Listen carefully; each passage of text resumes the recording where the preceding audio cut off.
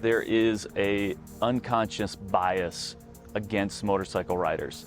That's Scott O'Sullivan. He's the founder of Rider Justice Motorcycle Lawyers. I've known Scott for several years through the Overland community, and Rider Justice is a sponsor of the Motorcycle Travel Channel.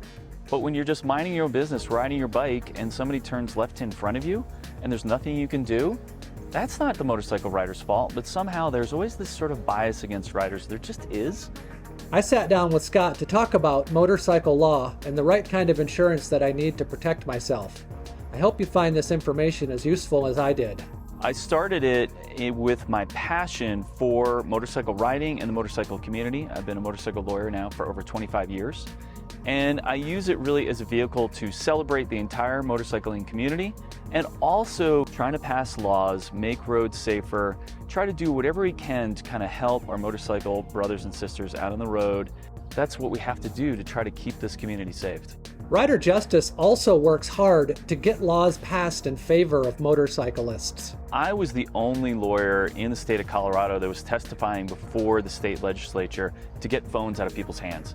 And so I helped write and pass the first law in Colorado against texting and driving. I've also helped with other laws like the vulnerable user law, meaning people who get hit by somebody on a motorcycle. It used to just be a slap on the wrist. It was crazy.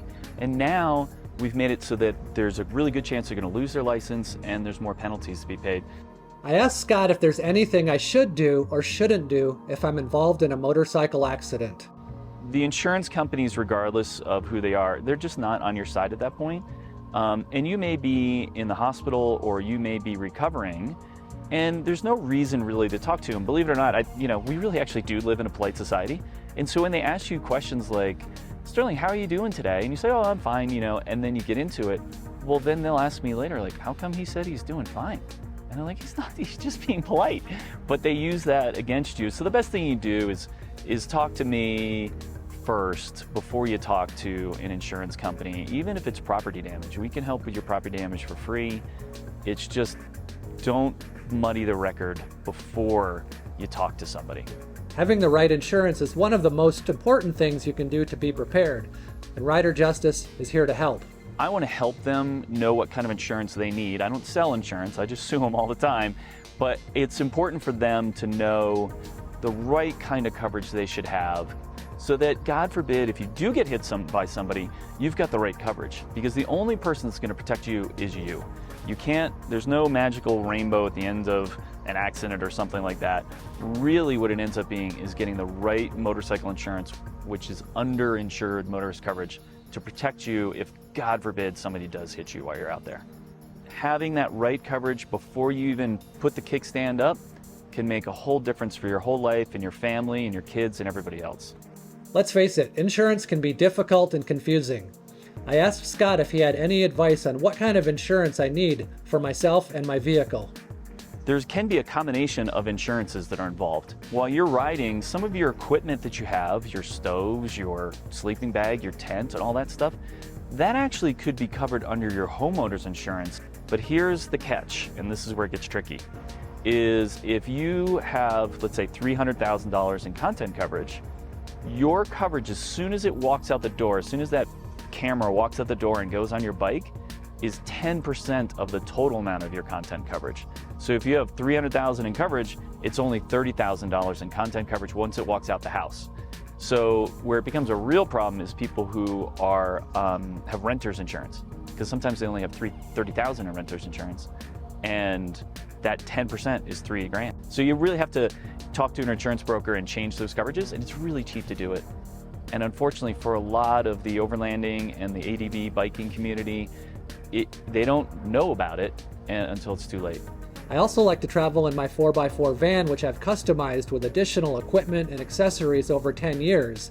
And I asked Scott if there's any special insurance needs for my overland vehicle. The legal principles are pretty similar.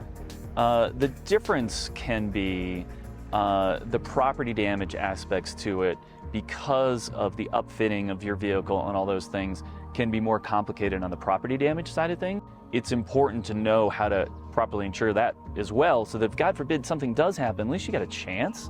If you need help with your motorcycle insurance questions or determining what level of coverage is right for you, give Rider Justice a call. I'm happy to look at your policies just to give you an idea, and it's up to you what you choose to do, to see where you may have some gaps in your coverage. And then it's up to you, your needs and your economic, where you're at in life. But at least it gives me a chance to, really try to help you.